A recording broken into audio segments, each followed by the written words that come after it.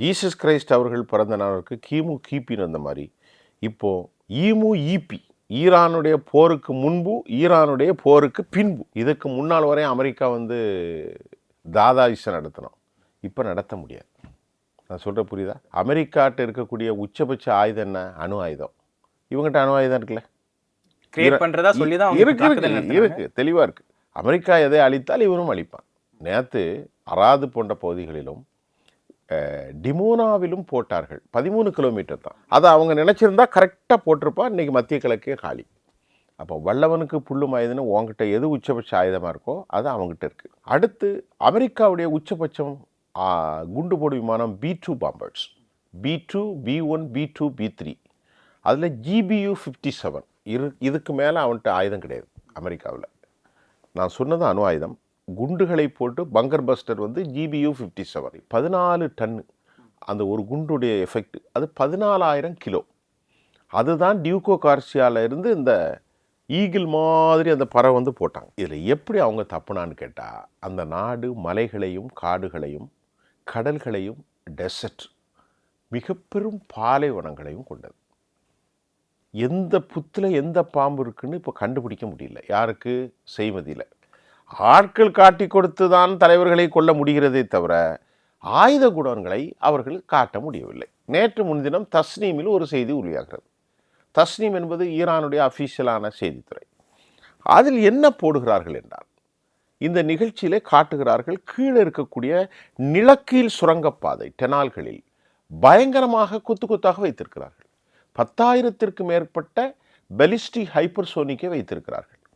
அதில் ICBM என்று சொல்லக்கூடிய intercontinental ballistics missile, inter radial ballistics IRBs, அதாவது இந்த 2 வரப்பும். இப்பொழுது அவர்களை தாக்கி எதுவுமே நடக்கவில்லை. அவர்களுடைய நிலைகள் அழிந்திருக்கிறது. ஒரு 10,000த்துக்கு மேற்பட்ட மக்கள் கொல்லப்பட்டிருப்பார்கள். ஈரானை சொல்கிறது 20,984 பேர் படுகாயம், 36 ஆம்புலன்ஸ் க்ளோஸ் ஆகிருக்கிறது. அதே மாதிரி 7 மருத்துவமனைகள்லேருந்து பீப்புள் ஃபோர்ஸபிளி எவாக்குவேஷன். அப்போ இவங்க அடிச்சிருக்கிறாங்க, அவருடைய கட்டமைப்புகளெல்லாம் அடிச்சிருக்கிறாங்க. பெரும் தேசாரம் தான். அந்த பெரும் சேதாரத்தையும் உயிரிழப்புகளையும் அவர்கள் பெரிதுபடுத்தவில்லை. காரணம், அவர்கள் மரணத்தை எதிர்கொள்ள தயார். ஈரானுடைய கடைசி ஸ்டேட்மெண்ட், நாங்கள் மரணிப்போம், ஆனால் நாங்கள் மட்டும் மரணிக்க மாட்டோம், உன்னை இழுத்து தான் மரணிப்போம். அவன் சாவதற்கு தயார், இவன் சாவதற்கு தயாராக இல்லை.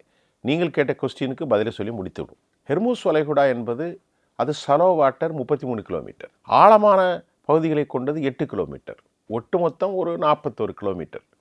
அதில் அந்த குறுகலான ஸ்ட்ரைட் ஆஃப் ஹெர்மூஸில் தான் எல்லாம் வர வேண்டும். இப்போது அது கலெக்ஷன் பண்ண ஆரம்பித்து விட்டார்கள். ரூட்டில் போனால் கலெக்ஷன் 1 மில்லியன், 2 மில்லியன், 3 மில்லியன். அமெரிக்காவோட நட்பாக இருக்கக்கூடிய ஜப்பான் என்ன செய்து தெரியுமா? நேற்று ஈரானுக்கு ஃபோன் பண்ணி ரகசியமாக பேசுகிறது.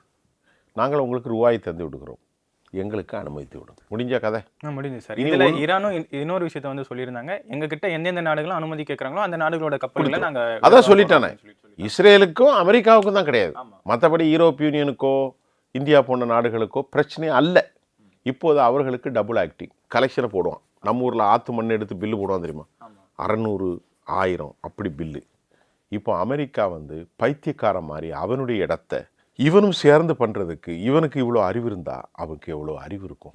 பக்கத்தில் புட்டின் லூசா இல்லை ஜிஜிங் பியான் பைத்தியக்காரனா? இவர் உட்கார்ந்து அவரோட சேர்ந்து இணைஞ்சி ஹெர்மூஸை கட்டுப்படுத்துவார். அவர் இவர்கிட்ட கொடுத்துட்டு அவர் ஐஸ் சாப்பிட்டுட்டு இருப்பாரோ? எப்படி பதில் பாருங்க. என்ன பேச வேண்டுமென்றே தெரியாமல், என்ன நடவடிக்கை என்பதை உணர்ந்தும் உரியாமல் 80 வயசு அவருக்கு செலக்டிவ் அனிமீஷியா ஆயிட்டு. காலையில் ஒன்று பேசினா மறந்து போகிறான் மனுஷன்.